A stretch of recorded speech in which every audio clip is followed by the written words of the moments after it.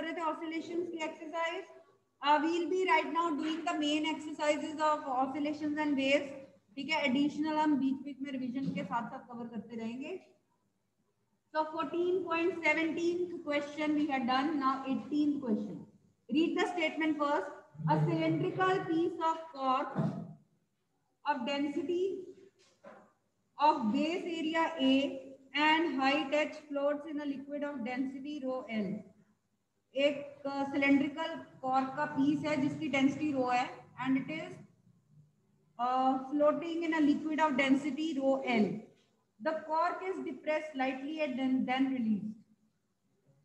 Show that the cork oscillates up and down simple harmonically with a period t is equal to 2 pi root h rho by rho 1 g. तो ये बिल्कुल वही article है. आपने SHM की derivation की है, motion of liquid, motion of a vertical pole floating in a liquid. ये डेरिवेशन की है ना, motion of vertical pole floating in a liquid. ये वही आर्टिकल. बस हमने वहां डेंसिटी रो नहीं सिग्मा ली थी, यहाँ पे उन्होंने लिक्विड की डेंसिटी रो एल दी. सिंपल हार्मोनिक मोशन के कितने सारे एग्जांपल्स किए थे, उसमें से it was one of the examples जिस दिन सर ने क्लास ली. ठीक है, so this is same vertical pole floating in a liquid. तो ये आर्टिकल वही है, उसी सेम वे से करना है. 19th क्वेश्चन, यू ट्यूब है, यू शेप ट्यूब वाला आर्टिकल भी किया ना आपने. Motion of liquid oscillating in a U shape tube. तो उसका फॉर्मूला क्या आता था, T is equal to 2 pi root H by G. ये भी सेम है, ये आर्टिकल ऑलरेडी डन है. ठीक है, तो हो गई हमारी मेन एक्सरसाइज ओवर हो गई. अब चलो इसमें भी देख ही लो अभी. Come to question number 22. 22nd question देखिए. हाँ 18 डेरिवेशन है, 19 एडिशनल में हम सिलेक्टिव क्वेश्चन पहले देखते हैं. 22nd क्वेश्चन देखिए. Show that for a particle in linear SHM average kinetic energy over a period of oscillation equals average potential energy over the same period. तो average kinetic energy average potential energy same है over a period of time. ये हमने prove करना है. ठीक है, तो कैसे करेंगे prove. Kinetic energy in SHM और पोटेंशियल एनर्जी इन SHM का फॉर्मूला क्या था. पहले डिस्प्लेसमेंट थी r sin omega t in SHM. Velocity क्या थी, r omega cos omega t, और एक्सेलरेशन क्या थी, minus omega square r sin omega t. ये याद है आपको. तो using this we can use velocity expression to find kinetic energy. Half m r square omega square cos square omega t. ये बन गया. और सेम वे आपका जो पोटेंशियल एनर्जी है वो आप कैसे निकालोगे. चलो पहले kinetic energy over a period of time average निकालते हैं. ठीक है, तो वो कैसे निकालोगे आप. एनर्जी जो होती है आपकी, उसको आप कैसे लिख सकते हो over a period of time. इसको इंटीग्रेट करना पड़ेगा आपको. एवरेज कैसे निकालोगे, sum of energy divided by total time. ठीक है, तो let us do that. Average energy, average kinetic energy over time, मतलब total kinetic energy over time हो जाएगी, ये हो जाएगी एवरेज. ये निकालते हैं. तो it will be half m r square omega square बाहर ले लिए constant, cos square omega t d t divided by total time over a complete time interval. हमने इसको ले लिया. आगे साइन ओमेगा टी भी तो होता है, माइनस ओमेगा स्क्वायर वाई होता है, वाई होता है आर साइन ओमेगा. वहाँ पर ये मैक्सिमम नहीं है, वेरिएबल. ये तो at any instant of time है, इंस्टेंटेनियस एक्सेलरेशन. ठीक है, हम यहाँ पे मैक्सिमम नहीं, हम तो पूरा over a period of time निकालने लगे, एवरेज निकालने लगे. तो ये आपको सॉल्व करना है. अब नॉन मेडिकल स्टूडेंट्स को फॉर्मूले पता होंगे. कॉस स्क्वायर को आप क्या लिख सकते हो, 1 minus cos 2 omega t by 2. Are you aware of this formula Dhruv, non medical वालों.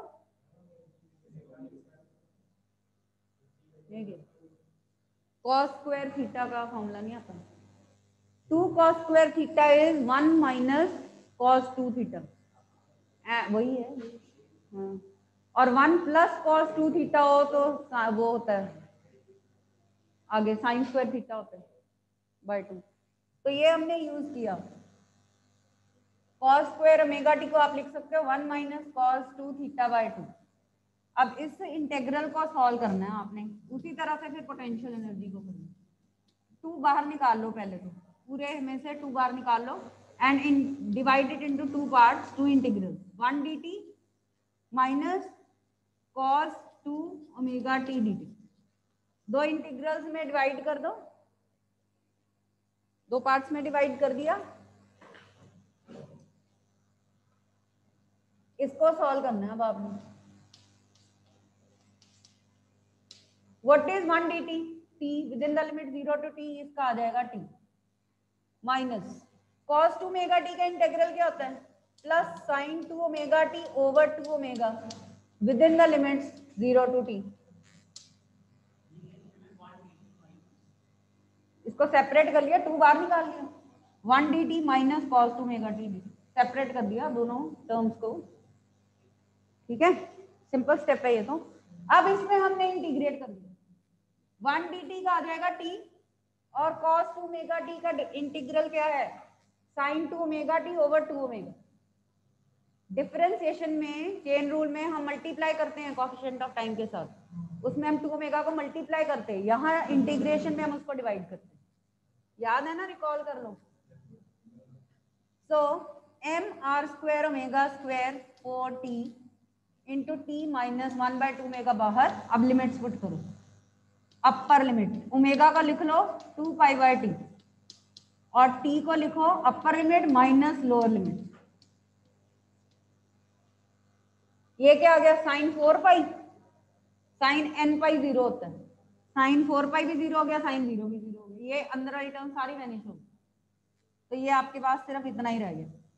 तो m r square omega square over 4t into t, t gets cancelled, तो एवरेज काइनेटिक एनर्जी आ रही है 1/4 m r square omega. So this is average kinetic energy. हमने एक part कर लिया इसका, average kinetic energy is 1/4 m r square omega square. If any step is not clear you can ask. Cos का sine हो जाता है, वही किया, साइन का माइनस कॉस नहीं, उसमें उल्टा होता है। डिफरेंशिएशन में साइन का कॉस, कॉस का माइनस साइन, इंटीग्रेशन में उल्टा हो जाता है। हाँ, तो यहाँ पे कॉस था, हमने उसका प्लस साइन किया। हम ये प्रूव कर रहे हैं कि एवरेज काइनेटिक एनर्जी एसएचएम में एवरेज पोटेंशियल एनर्जी के इक्वल होती है। तो हमारे पास जो काइनेटिक एनर्जी थी उसकी हमने average over period of time निकाली, dt लेके टोटल टाइम से डिवाइड कर वो कर, तो ये निकाला। जब भी इंटीग्रेट करना है तो विद रिस्पेक्ट टू किसी चीज के करोगे ही ना, तो over a period of time उन्होंने बोला तो विद रिस्पेक्ट टू टाइम करना है। अभी हमने पोटेंशियल एनर्जी की एवरेज भी निकालनी है, करें फिर? रब कर दूं ये? शुड आई रब? बुलाऊं आपको यहाँ बोर्ड पे? कौन करेगा article?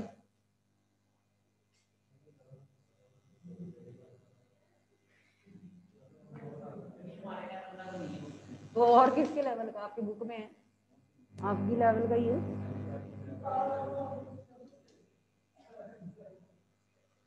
F is equal to force into displacement, work done. पहले पोटेंशियल एनर्जी में हम small amount of work done करते हैं, हमेशा ऐसे ही होता है ना, ठीक है। Force F is equal to m a and what is acceleration in SHM? Minus r omega square, और जब हम वेरिएबल है तो माइनस ओमेगा स्क्वायर वाई, वही आर साइन ओमेगा टी को वाई लिख दिया डी वाई, और माइनस का भी प्लस कर दो क्योंकि रिस्टोरिंग फोर्स नहीं ले रहे यहाँ पे, हम अप्लाइड फोर्स ले रहे हैं, ठीक है, अप्लाइड फोर्स ले रहे, रिस्टोरिंग फोर्स में नेगेटिव होता है, ये तो हम work done by applied force ले रहे। तो ये हो गया m omega square y d y. So to get the total potential energy we have to integrate, ठीक है।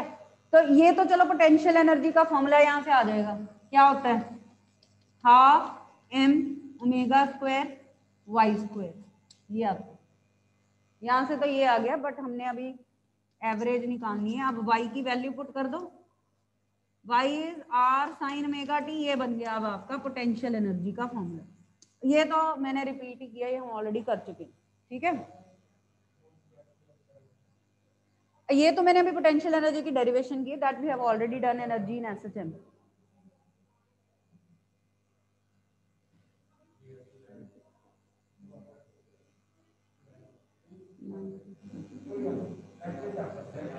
अच्छा टाइम चेंज हो,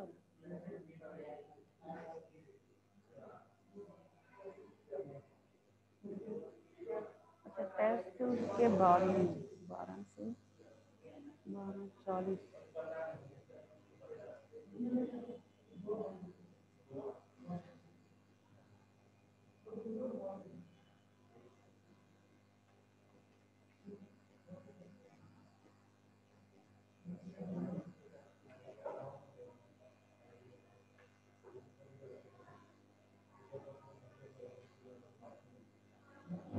Now let's find potential energy average over a period of time again, ठीक है। तो half m omega square r square, ठीक है, sine square omega t d t over total time, वही जैसे हमने पहले किया। मतलब मेन तो यहाँ से शुरू कर रहे हैं, ये तो पोटेंशियल एनर्जी का फॉर्मूला है, अब यहाँ से उठा लो चाहे। हमने निकालनी है मेन एवरेज, अब इसको सॉल्व करना है in the same way. Sign square omega t को अब लिखोगे 1 माइनस, पहले क्या लिखा था पिछली डेरिवेशन में, क्या लिखा था 1, वहां प्लस कर लो, वहां पे जब कॉस होता है तो प्लस होता है, जब साइन होता है तो माइनस होता है, वो बिल्कुल सेम तरह का होगा, सिर्फ साइन डिफरेंट है, तो आपका सेम फॉर्मूला है। हाँ यहाँ पे 1 माइनस कॉस 2 ओमेगा टी आना है, पिछले आर्टिकल में 1 प्लस कॉस 2 ओमेगा टी, पर कोई फर्क नहीं पड़ेगा उससे, सेम। हाँ तो इसका भी वही आ गया, तो 1/4 m r square omega square, इसका भी आएगा, ठीक है। ये 2 में भी आ सकता है, और क्या, 2 में भी 3 में भी आ सकता है, 10 नंबर का आता ही नहीं है।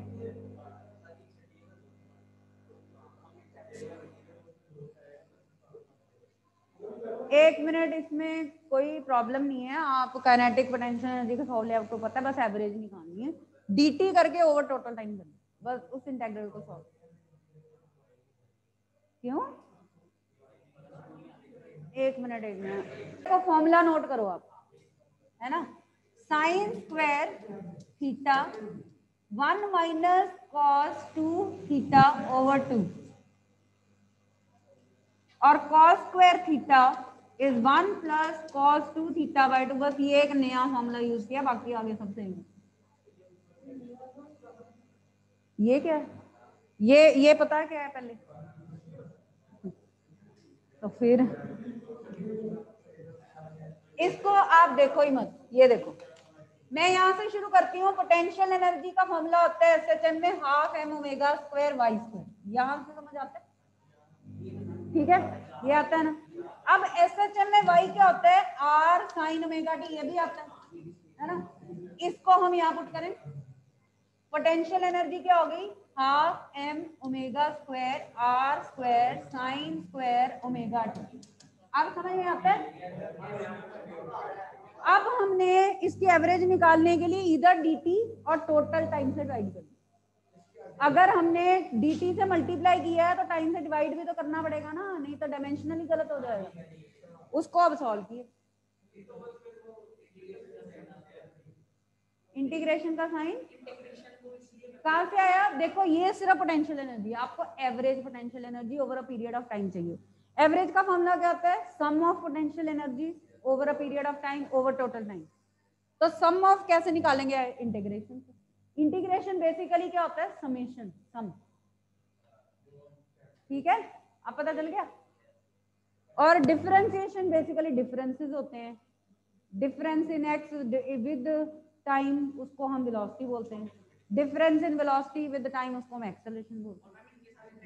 तो इंटीग्रेशन बेसिकली समेशन होता है। ये तो फॉर्मूला बताया मैंने, ठीक है। देखो आगे ये फॉर्मूला क्यों यूज किया, क्योंकि आपको इंटेग्रल साइन थीटा का फॉर्मूला पता है, cos theta minus cos theta, और इंटेग्रल कॉस थीटा का फॉर्मूला पता है माइनस साइन थीटा, ठीक है, प्लस साइन थीटा। तो यहाँ पे तो साइन स्क्वायर है, यहाँ पे तो स्क्वायर है, कॉस स्क्वायर था, साइन स्क्वायर था दोनों आर्टिकल्स में। तो स्क्वायर को सिंपल उसमें कन्वर्ट करने के लिए एंगल में ये फॉर्मूला है हमारा। फिर हमने इसको दोनों टर्म्स को अलग अलग कर लिया, फिर अब दोनों पे हमने इंटीग्रेशन का फॉर्मूला लगा दिया, वो बहुत इजीली हो गया। फिर आपको इंटेग्रल सॉल्व करते टाइम ग्रेविटेशन वगैरह में हमने upper limit minus lower limit put करके सभी डेरिवेशन की हैं, उन सब में इंटीग्रेशन यूज की है आपने। तो यहाँ पे भी upper limit minus lower limit put की है हमने। गॉट इट नाउ, ठीक है। चलिए 23rd क्वेश्चन देखो, 23rd। A circular disc of mass 10 kg is suspended by a wire attached to its center, ठीक है। एक सर्कुलर डिस्क को वायर से सस्पेंड कर दिया। The wire is twisted by rotating the disc and released. ये कौन सा पेंडुलम है, टॉर्शनल पेंडुलम है ये। The period of torsional oscillations is found to be 1.5 second, ठीक है। Radius of the disc is 15 centimetre. Find torsional spring constant of the wire. J is equal to minus alpha theta हम use कर सकते हैं relation, हमें torsional constant निकालना है। आपको याद होगा टॉर्शनल पेंडुलम भी हमने डिस्कस किया था as the example of simple harmonic motion. Do you remember what was the time period? 2 is equal to 2 pi root क्या था, T is equal to 2 pi root I by C था ना। I moment of inertia होता है। पूरी derivation करवाई है मैंने आपको, तो कुछ नहीं खाली बैठे हैं। ये देखो अब ट्यूशन वालों को ये नहीं पता बुक में क्वेश्चन है, इसको कैसे करेंगे, इसको कैसे करेंगे फिर, अब पूछो उनसे, ठीक है। अब C आपको बताया था tau is equal to C theta, C is torsional constant, वही हमने निकालना। टाउ रिस्टोरिंग टॉर्क है यहाँ पे, डिफ्लेक्टिंग टॉर्क थी I अल्फा, उसको यूज करके इन दोनों को हमने ये फॉर्मूला डिराइव किया। तो अगर आपको फॉर्मूला आता है तो डायरेक्ट हम इसको यूज कर सकते हैं। अब देखो यहाँ पे क्या दिया हुआ, मास है 10 kg, मास कितना है 10 kg, सर्कुलर डिस्क है। Circular disc, what is the moment of inertia of a disc? Moment of inertia of disc कितना होता है, हाफ mr स्क्वायर। फॉर्मूले बताए हैं तो फिर क्यों नहीं याद, हाफ mr स्क्वायर होता है ना सर्कुलर डिस्क का। तो इसका मास दिया हुआ है और radius of the disc is also given 15 centimetre, मतलब 0.15 मीटर। तो ये m और r पुट करके इसका I आ जाएगा, मोमेंट ऑफ इनर्शिया आ जाएगा। Time period is also given 1.5 second. अब ये टाइम पीरियड पुट कर दो, मोमेंट ऑफ इनर्शिया निकाल के यहाँ पुट कर दो, C आ जाएगा। टॉर्शनल कांस्टेंट उन्होंने पूछा हुआ है कि वो बताइए। उन्होंने सिंबल लिए हैं J is equal to alpha theta, J उन्होंने टॉर्क के लिए लिया है, हम J is equal to alpha theta को बोलते हैं tau is equal to C in simple language, ठीक है। तो हम अपने हिसाब से फॉर्मूला यूज करेंगे जो हमने डिराइव ऑलरेडी किया हुआ है, उसको हमने सिर्फ पुट किया है यहाँ पे, यूज किया है, ये न्यूमेरिकल हमारा हो गया। Got it now? तो ये C यहाँ से निकालना है, मोमेंट ऑफ इनर्शिया की वैल्यू पुट कर। Got it?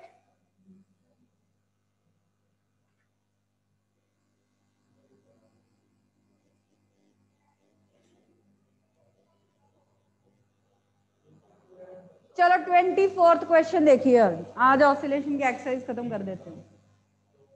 24th question, see that now. हाँ गुरसिमरन, क्या हो गया?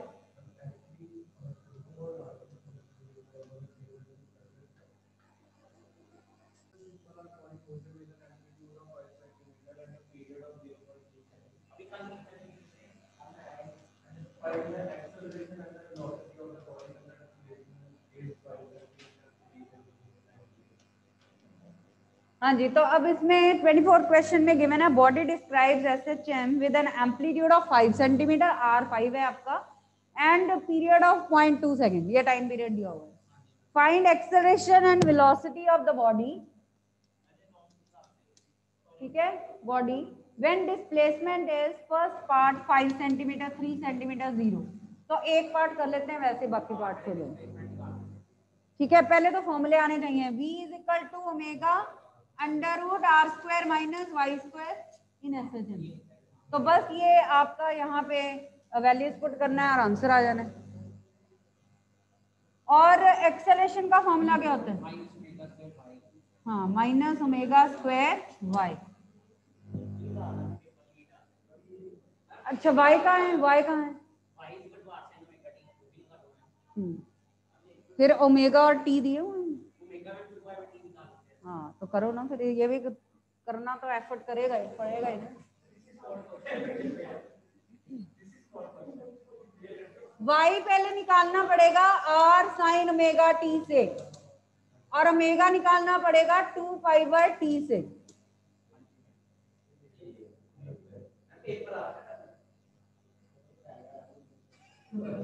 बचे. हाँ, ये देखो वहां पे स्मॉल टी नहीं ना पता आपको. ये देखो फर्स्ट पार्ट में y ही तो दिया हुआ है आपको, बस पुट करो इसमें. इनमें पुट करना है, आपका आंसर आ जाए. किसको? ये वेलोसिटी का फॉर्मूला ऑलरेडी है, ये एक्सेलरेशन का है, पुट करो वैल्यू.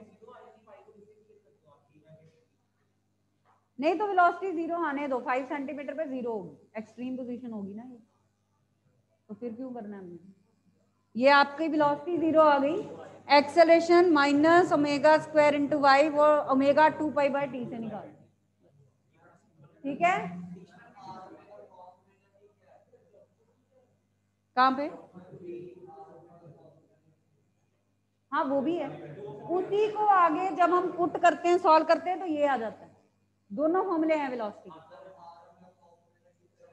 कर सकते थे, पर यहाँ पे हमें वो इंट्रोड्यूस करने की जरूरत नहीं है इस क्वेश्चन में. इस क्वेश्चन में ये वाले फॉर्मूले कंफर्टेबल रहेंगे.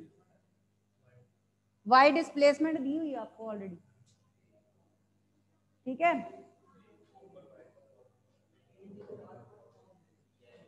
चलिए अब हमने एक क्वेश्चन पीछे देखो. क्वेश्चन नंबर 21 देखिए. See question number 21 now.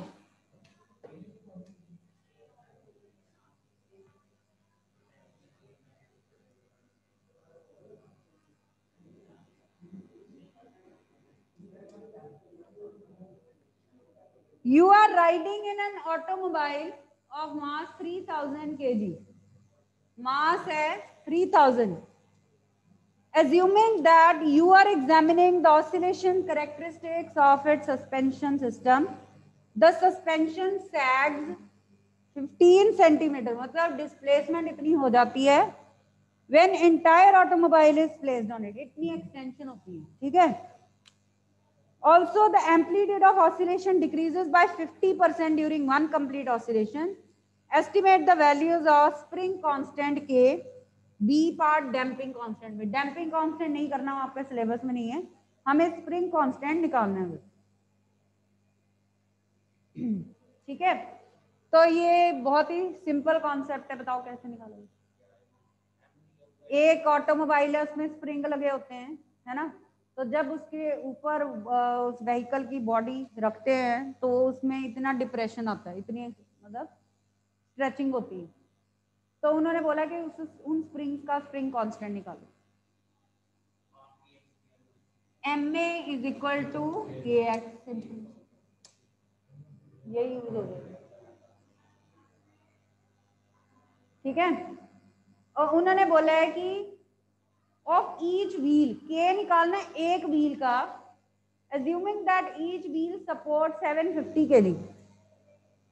Total 3000 kg है ना, तो एक व्हील कितना सपोर्ट कर रहा है? 750 kg. पहले हम टोटल K निकाल लेते हैं, बाद में उसको 4 से डिवाइड कर देंगे. एक का निकालने के लिए 4 से डिवाइड कर देंगे. 21. Question number 21. ए कहाँ दिया हुआ है बताओ, यहाँ पे ए जी होगा ना, वेट होगा, तो उसका वेट होगा M G is equal to K. वो नहीं निकालना, डैम्पिंग कांस्टेंट सिलेबस में नहीं है आपके।